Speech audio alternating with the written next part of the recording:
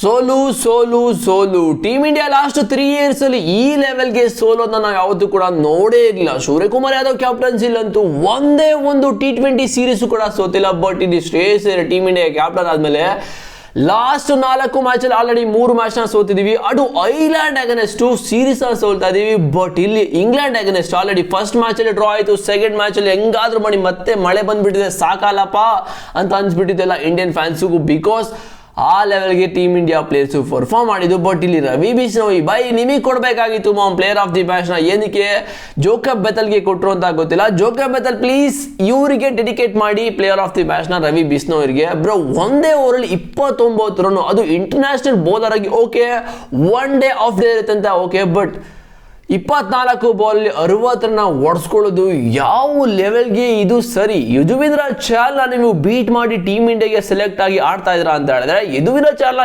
ಏನಕ್ಕೆ ಸೆಲೆಕ್ಟ್ ಮಾಡ್ತಿಲ್ಲ team India selectors ಅಂತ ಗೊತ್ತಾಗ್ತಿಲ್ಲ. ಬಟ್ ಇಲ್ಲಿ ಜೋಕಬ್ ಬೆಥಲ್ ಬೈ RCB ಟೀಮಲ್ಲಿ ಇಲಿ ಥರ ಆಡ್ತೀರಾ, ಇಂಗ್ಲೆಂಡ್ ಟೀಮಿಗೆ ಬಂದರೆ ಒಳ್ಳೆ ಹುಲಿ ಥರ ಆಡ್ತೀರಾ ಅಂತ ಅನ್ನಿಸ್ತದೆ. ಯಾಕಂತ ಹೇಳಿದ್ರೆ ಹುಲಿ ಅಲ್ಲ ಹೆಬ್ಬುಲಿ ಇದು. ಜೋಕಬ್ ಬೆಥಲ್ ಇಂಗ್ಲೆಂಡ್ ಟೀಮಿಗೆ ಬಂದರೆ ಆ ಲೆವೆಲ್ಗೆ ಪರ್ಫಾರ್ಮ್ ಮಾಡಿದ್ದು, ಒಬ್ಬರೇ ನಿಂತ್ಕೊಂಡು ಮ್ಯಾಚ್ನ ಟೀಮ್ ಇಂಡಿಯಾ ಸೋಲಿಸ್ತಾರೆ ಅಂತ ಹೇಳಿದ್ರೆ ಯಾವ ಲೆವೆಲ್ಗೆ ಇವ್ರಿಗೆ ಟ್ಯಾಲೆಂಟ್ ಇದೆ ಅಂತ ಗೊತ್ತಾಗುತ್ತೆ. ಆ್ಯಂಡ್ ಈ ಕಡೆ RCB ಫ್ಯಾನ್ಸ್ಗೆ ಇದು ರಿಲೇಟ್ ಆಗುತ್ತೆ. ಯಾಕಂತ ಹೇಳಿದ್ರೆ RCB ಟೀಮ್ ಅವರು ಒಬ್ಬ ಪ್ಲೇಯರ್ ಕೂಡ ಟೀಮ್ ಇಂಡಿಯಾ ಯಾವುದೇ ಫಾರ್ಮೇಟು ಕೂಡ ಸೆಲೆಕ್ಟ್ ಆಗಿಲ್ಲ. ಸೊ ಜೋಕಬ್ ಬೆಥಲ್ ಆ ಒಂದು ಜಿದ್ದೇನಾದ್ರೂ ಇದೆಯಾ?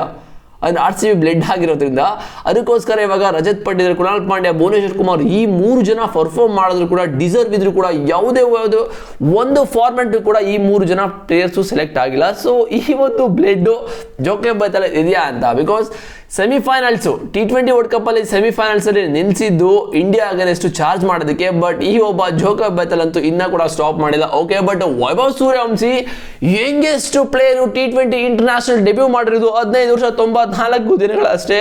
ಬೈ ಎಂತ ಸ್ಟೇಟ್ಮೆಂಟ್ ಕೊಟ್ಟಿದ್ದು ನೆನ್ನೆ ಮ್ಯಾಚ್ ಅಲ್ಲಿ. ಜೋಫ್ರಾ ಆರ್ಚರ್ ಒಂದ್ ಕಡೆ ಹೇಳ್ಕೊಂಡಿದ್ರು IPL ನಡೀತಿರ್ಬೇಕಾದ್ರೆ, ನಾನು ವೈಭವ್ ಸೂರ್ಯವಂಶಿನ ಔಟ್ ಮಾಡೋದು ಹೆಂಗೆ, ಅವ್ರದ್ದು ವೀಕ್ನೆಸ್ ಏನಂತ ನನಗೆ ಗೊತ್ತು ಅಂತ ಒಂದ್ ಕಡೆ ಸ್ಟೇಟ್ಮೆಂಟ್ ಕೊಟ್ಟಿದ್ರು. ಅದು IPL ಟೈಮಲ್ಲಿ. ಓಕೆ, ಇಂಟರ್ನ್ಯಾಷನಲ್ ಕ್ರಿಕೆಟ್ ಅವರು ಬಂದ ತಕ್ಷಣ ಔಟ್ ಮಾಡ್ಬಿಡ್ತೀವಿ ಅಂತ ಹೇಳಿದ್ರು. But Vaibhav Suryavanshi boy first ball 6 ಹೊಡಿತಾರೆ ಅಂತ ಹೇಳಿದ್ರೆ ಓಕೆ. ನಿನ್ನೆ ವೈಭವ್ ಸೂರ್ಯವಂಶಿ ಅನ್ಕೊಂಡಿದ್ದು ಎಲ್ಲರೂ ಕೂಡ ಪ್ರೇ ಮಾಡ್ತಾ ಇದ್ರು ವೈಭವ್ ಸೂರ್ಯವಂಶಿ ಕಡೆಯಿಂದ ಒಂದು 10 6 ಬರಲಿ ಅಂತ. ಬಟ್ ಅನ್ಫಾರ್ಚುನೇಟ್ಲಿ ಔಟ್ ಆದ್ರು. ಬಟ್ ಆ ಥರ ಔಟ್ ನಾವು ಯಾವತ್ತೂ ಕೂಡ ನೋಡಿರಲ್ಲ. ವೈಭವ್ ಸೂರ್ಯವಂಶಿ ಸ್ಟೆಪ್ ಔಟ್ ಆಗಿ ಔಟ್ ಆಗ್ತಾರೆ ಅಂತ ಹೇಳಿದ್ರೆ ಇದು ಒಂಥರ ಅನ್ಲಕ್ಕಿ ಅಂತ ಹೇಳ್ಬೋದು. IPL ಮ್ಯಾಚಲ್ಲಿ ಮತ್ತೆ ಬೇರೆ ಇಂಟರ್ನ್ಯಾಷನಲ್ ಯಾವುದೇ ಫಾರ್ಮ್ಯಾಟಲ್ಲೂ ಕೂಡ ಈ ಥರ ಔಟ್ ಆಗಿರಲಿಲ್ಲ ಅವರು. ಬಟ್ ಫಸ್ಟ್ ಮ್ಯಾಚಲ್ಲಿ ಈ ಥರ ಔಟ್ ಆಗ್ತಾರೆ ಸ್ವಲ್ಪ ಪ್ರೆಷರ್ ಹೇಳು ಅಂತ ನನಗಂತೂ ಅನಿಸಿಲ್ಲ ಅವ್ರು ಇದ್ದು ಅಂತ. ಬಟ್ ಇಲ್ಲಿ Sanju Samson T20 world cup ಅಲ್ಲಿ ಪ್ಲೇಯರ್ ಆಫ್ ದ ಟೂರ್ನಮೆಂಟ್ ಆಗಿದ್ದ ಪ್ಲೇಯರು ಈ ಒಂದು ಬ್ಯಾಟಲ್ ಸೀರೀಸಲ್ಲಿ ಯಂಗ್ ಪ್ಲೇಯರ್ಗೆ ಚಾನ್ಸ್ ಸಿಗಲಿ ಅಂತ ಹೇಳ್ಬಿಟ್ಟು ಪರ್ಫಾರ್ಮೆನ್ಸ್ ಇಂದ ಆಚೆ ಹೋಗ್ಬಿಟ್ಟು ಇವಾಗ ವೈಭವ್ ಸೂರ್ಯವಂಶಿನ ಒಳಗೆ ಕರ್ಕೊಂಡು ಬಂದಿದ್ದಾರೆ. ಏನು ನಡೀತಾ ಇದೆ ಟೀಮ್ ಇಂಡಿಯಾದಲ್ಲಿ? ಸೋಲು ಬರೀ ಸೋಲ್ತಾ ಇದ್ದಾರೆ, ಎಲ್ಲ ಕಡೆ ಸೋಲ್ತಾ ಇದ್ದಾರೆ. ಈ ಕಡೆ ಐರ್ಲೆಂಡ್ ಅಗೇನೆಸ್ಟ್ ಸೋತಿದ್ವಿ ಸೀರೀಸ್ನ. ಇವಾಗ ಆಲ್ರೆಡಿ ಇಂಗ್ಲೆಂಡ್ ಅಗೇನೆಸ್ಟ್ ಫಸ್ಟ್ ಮ್ಯಾಚಲ್ಲಿ ಡ್ರಾ ಆಗಿದ್ದು. ಸೆಕೆಂಡ್ ಮ್ಯಾಚಲ್ಲಿ ಹೆಂಗಾದ್ರೂ ಮಳೆ ಬರ್ಬಿರ್ಲಿ ಅಂತ ಯೋಚನೆ ಮಾಡ್ತಾರೆ ಇಂಡಿಯನ್ ಫ್ಯಾನ್ಸು. ಆ ಲೆವೆಲ್ಗೆ ಆಗಿದ್ದು. ಓಕೆ, 190 ಹೊಡಿತಾರೆ ಟೀಮ್ ಇಂಡಿಯಾ. ಬಟ್ ಇಲ್ಲಿ ಟೀಮ್ ಇಂಡಿಯಾ ಟಾಸ್ನ ಗೆದ್ಬಿಟ್ಟು ಬ್ಯಾಟಿಂಗ್ನ ತಗೊಂಡಿದ್ದು. ಓಕೆ, ನಾವು ಬ್ಯಾಟಿಂಗ್ನ ತಗೊಂಡು ಫಸ್ಟ್ ಸ್ಟಾರ್ಟಿಂಗ್ 2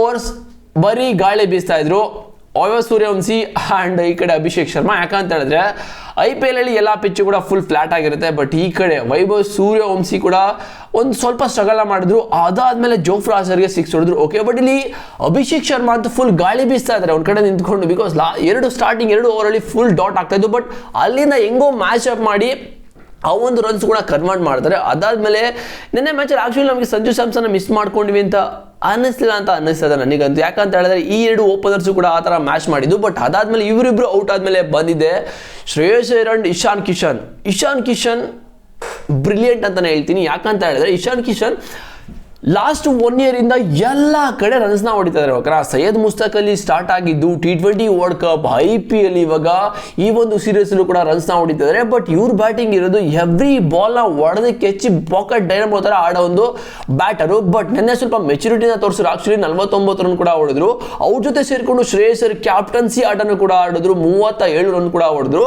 ಬಟ್ ಅದಾದ್ಮೇಲೆ ಏನಕ್ಕೆ ಈ ಕಡೆ ಸ್ಟ್ರೈಟ್ ಅವೇ ಶಿವಮ್ ದುಬೆನೆ ಕರ್ಕೊಬಂದ್ರು ಬ್ಯಾಟಿಂಗ್ ಅಂತ ಗೊತ್ತಾಗ್ತಿಲ್ಲ. ಬಿಕಾಸ್ ತಿಲಕ್ ವರ್ಮಾ ಕೂಡ ಇದ್ರು. ಬಟ್ ಇಲ್ಲಿ ಪೇಸರ್ಸ್ಗೆ ಯಾವಾಗಲೂ ಸ್ಟ್ರಗಲ್ ಮಾಡುವಂಥ ಪ್ಲೇಯರು ಶಿವಮ್ ದುಬೆ. ಬಟ್ ಈ ಕಡೆ ಈಸಿಯಾಗಿ ಆಡ್ತಾರೆ ತಿಲಕ್ ವರ್ಮಾ, ಅವನ್ನೇ ಬೇಗ ಕಳಿಸ್ಬೋದಾಗಿತ್ತು ಅಂತ ಅನ್ಸಿದೆ. ಬಟ್ ಲಾಸ್ಟ್ ಓವರಲ್ಲಿ ಅವ್ನು 2 ಸಿಕ್ಸರ್ ಇದೆಯಲ್ಲ, ಅದು ಸಖತ್ ಕ್ರೂಷಿಯಲ್ ಆಯಿತು ಟೀಮ್ ಇಂಡಿಯಾಗೆ. ಟೋಟಲ್ ಆಗಿ 190+ ಕೂಡ ಈ ಕಡೆ ನಾವು ಸೆಟ್ ಮಾಡಿದ್ವಿ ಟಾರ್ಗೆಟ್ನ. ಬಟ್ ಟೀಮ್ ಇಂಡಿಯಾಗೆ ಎಂಥ ಸ್ಟಾರ್ಟ್ ಸಿಕ್ತು ಅಂತ ಹೇಳಿದ್ರೆ, ಅದು ಈ ಒಂದು ಮ್ಯಾಂಚೆಸ್ಟರ್ ಪಿಚ್ಚು, ಈ ಒಂದು ಗ್ರೌಂಡಲ್ಲೇ ಬಟ್ಲರ್ ಅಂಡ್ ಪಿಲ್ಸಾಲ್ಟ್ ಇಬ್ರು ಸೇರಿಕೊಂಡು 200+ ಪಾರ್ಟ್ನರ್ಶಿಪ್ ರನ್ ಕೂಡ ಹೊಡಿತಾರೆ. ಯಾಕಂತ ಹೇಳಿದ್ರೆ ಲಾಸ್ಟ್ ಮ್ಯಾಚಲ್ಲಿ, ಅಂದರೆ ಇಂಗ್ಲೆಂಡ್ ಲಾಸ್ಟ್ ಮ್ಯಾಚಲ್ಲಿ ಯಾವುದೋ ಒಂದು ಟೀಮ್ ಆಗನೆಷ್ಟು ಪಿಲ್ಸಾಲ್ಟ್ ಅವರು 164 ರನ್ಸ್ನ ಹೊಡಿತಾರೆ. 164 ಅಲ್ಲ, 140+4 ರನ್ನ ಹೊಡಿತಾರೆ ಎಷ್ಟು 60 ಬಾಲ್ಗಳಲ್ಲಿ. ಆ್ಯಂಡ್ ಜೋಸ್ ಬಟ್ಲರ್ ಕೂಡ ಜಸ್ಟ್ 30 ಬಾಲಲ್ಲಿ 80 ರನ್ನ ಹೊಡಿತಾರೆ. ಬಟ್ ಹರ್ಷದೀಪ್ ಸಿಂಗು ನಿನ್ನೆ ಮ್ಯಾಚಲ್ಲಿ ಈ 2 ಬ್ಯಾಟ್ಸ್ಮನ್ನ ಒಂದೇ ಓವರಲ್ಲಿ ಡಕ್ಔಟ್ ಮಾಡ್ತಾರೆ. ಆ್ಯಂಡ್ ಟೀಮ್ ಇಂಡಿಯಾಗೆ ಆ ಲೆವೆಲ್ಗೆ ಒಳ್ಳೆ ಸ್ಟಾರ್ಟ್ ಸಿಕ್ಕಿದ್ರು ಕೂಡ ಗೆಲ್ಲಕ್ಕಾಗಿಲ್ಲ ಅಂತ ಹೇಳಿದ್ರೆ, ಆ ಒಂದು ಓವರು ಯಾವ್ದು ಹೇಳಿ, ರವಿ ಬಿಷ್ಣೋಯ್ ಅವರು 29 ರನ್ನ ಕೊಟ್ಟರಲ್ಲ 18ನೇ ಓವರಲ್ಲಿ, ಅದು ತುಂಬ ಕಾಸ್ಟ್ಲಿ ಆಯಿತು ಟೀಮ್ ಇಂಡಿಯಾಗೆ. ಬಿಕಾಸ್ ಆ ಒಂದು ಓವರಲ್ಲಿ 2 ನೋ ಬಾಲ್ ಆಗ್ತಾರೆ. ಸೊ ಅದು ಸಖತ್ ಕ್ರೂಷಿಯಲ್ ಅಂತಲೇ ಹೇಳ್ಬೋದು ಟೀಮ್ ಇಂಡಿಯಾಗೆ. ಬಿಕಾಸ್ ಆ ಒಂದು ಓವರ್ ಏನಾದರೂ ಅಟ್ಲೀಸ್ಟ್ ಒಂದು 15 ರನ್ನ ಕೊಟ್ಟಿದ್ರೆ ಟೀಮ್ ಇಂಡಿಯಾ ಗೆಲ್ತಾ ಇದ್ರು. ಆ ಲೆವೆಲ್ಗೆ ಒಂದು ಪಾಸಿಬಿಲಿಟೀಸ್ ಇತ್ತು. ಕಂಪ್ಲೀಟ್ ಟೀಮ್ ಇಂಡಿಯಾ ಗೆಲ್ಲೋ ಮ್ಯಾಚ್ನ ಈ ಕಡೆ ಮಡ್ಚಾಕ್ಬಿಟ್ರು, ಓಕೆನಾ. ಈ ಕಡೆ ಇದ್ದಿದ್ದು ಮ್ಯಾಚ್ನ ಕಂಪ್ಲೀಟ್ ಈ ಕಡೆ ಮಡ್ಚಾಕ್ಬಿಟ್ರು ಅಂತ ಹೇಳ್ಬೋದು Ravi Bishnoi. But actually team India ಸಕ್ಕದೇ ಕಮ್ಬ್ಯಾಕ್ ಮಾಡ್ತಾರೆ ಬೌಲಿಂಗಲ್ಲಿ. ಯಾವಾಗ ಬಟ್ಲರ್ ಅಂಡ್ ಪಿಲ್ಸಾಲ್ಟ್ ಔಟ್ ಆದಮೇಲೆ ಅಂತೂ ಸಕ್ಕ ಸ್ಟ್ರಗಲ್ ಮಾಡಿದ್ರು. ಬಟ್ ಹ್ಯಾರಿ ಬ್ರೋಕ್ ಅಂತೂ 3rd ಓವರಲ್ಲಿ ಹರ್ಷದೀಪ್ ಸಿಂಗ್ಗೆ ಕೊಟ್ಟರು ನೆಕ್ಸ್ಟ್ ಲೆವೆಲ್ 8ಗಳು 25+ ರನ್ ಕೂಡ ಹೊಡೆದ್ರು. ಅಲ್ಲಿಂದ ಸ್ಟಾರ್ಟ್ ಆಗಿದ್ದು. ಬಟ್ ಹ್ಯಾರಿ ಬ್ರೋಕ್ ಔಟ್ ಆಗಿದ್ದಂತೂ ಅನ್ಲಕ್ಕಿ ಅಂತಲೇ ಹೇಳ್ಬೋದು. ಸೊ ಅದು ಸ್ವಲ್ಪ ಆಚೆ ಹಾಕಿದ್ದು, ಹೆಂಗೋ ಗ್ಲೌಗೆ ಬಿದ್ದು ಕೀಪರ್ ಕ್ಯಾಚ್ ಕೂಡ ತೊಗೊಂಡಿದ್ದರು. ಇಶಾನ್ ಕಿಶನ್ ಸಕ್ಕದಾಗಿ ಆ ಒಂದು ಕ್ಯಾಚ್ ಕೂಡ ತೊಗೊಂಡ್ರು. ಆ್ಯಂಡ್ ಜೋಕೋಬ್ ಬಾಯ್ RCB ಟೀಮಲ್ಲಂತೂ ನೀವು ಇಲ್ಲಿ ಥರ ಪರ್ಫಾರ್ಮ್ ಮಾಡ್ತೀರಾ. ಆ್ಯಂಡ್ ಇಂಗ್ಲೆಂಡ್ ಟೀಮ್ ಬಂದರೆ ಕಂಪ್ಲೀಟಾಗಿ ಫುಲ್ಲು ಫೈರ್ ಮಾಡಿಕೊಂಡು, ಅದು ಓಕೆ ಟೀಮ್ ಇಂಡಿಯಾದಲ್ಲಿ ಇಂಗ್ಲೆಂಡ್ ಟೀಮಲ್ಲಿ ಬಂದ ತಕ್ಷಣ ನೀವು ಏನಕ್ಕೆ ಈ ಥರ ಫೈರ್ ಆಗ್ತೀರಾ ಅಂತ ಗೊತ್ತಿಲ್ಲ. ಬಟ್ RCB ಟೀಮಲ್ಲಿ ನಿಮ್ಗೆ 5 ಚಾನ್ಸ್ನ ಕೊಟ್ಟರು, 5 ಚಾನ್ಸ್ ಕೂಡ ಯುಟಿಲೈಸ್ ಮಾಡ್ಕೊಂಡಿಲ್ಲ ನೀವು, ಓಕೆ. ಬಟ್ RCBಗೆ ಒಂದು ಫ್ಯೂಚರ್ ಕಾಣಿಸ್ತಾ ಇದೆ. ಸೊ ಚೇಸರ್ ಅಂತ ಹೇಳಿದ್ರೆ ಜೋಕೋಬ್ ಬದಲು ಕೂಡ ಚೇಸ್ ಕಿಂಗ್ ಥರ ಆಡ್ತಾ ಇದ್ದಾರೆ, ಯಾಕೋ ವಿರಾಟ್ ಕೊಹ್ಲಿ ಥರ. ಸೊ ವಿರಾಟ್ ಕೊಹ್ಲಿಯಿಂದ ತುಂಬ ಕಲ್ತಿದ್ರು ಅಂತಲೇ ಹೇಳ್ಬೋದು ಜೋಕೋಬ್ ಬದಲು. ಬಟ್ RCB ಟೀಮ್ಗೆ ಅಂತ ಹೇಳಿದ್ರೆ ಇದು ಪ್ಲಸ್ ಪಾಯಿಂಟು.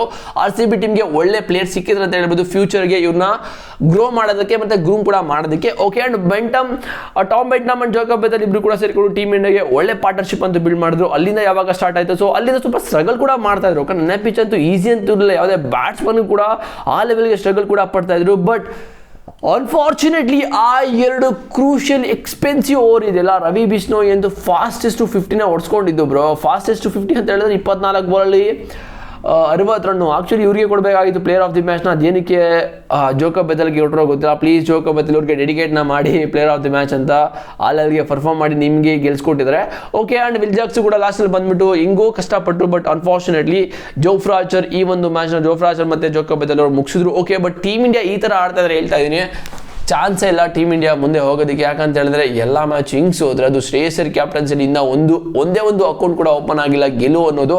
ಲಾಸ್ಟ್ ಎಲ್ಲ ಮ್ಯಾಚ್ ಕೂಡ ಸೋಲ್ತಾ ಇದ್ದಾರೆ. ಆ್ಯಂಡ್ ಸೂರ್ಯಕುಮಾರ್ ಯಾದವ್ ಇದ್ದಾಗಂತೂ ಒಂದೇ ಒಂದು ಸಿಂಗಲ್ T20 ಸೀರೀಸ್ ಕೂಡ ಸೋತಿಲ್ಲ, ಓಕೆನಾ.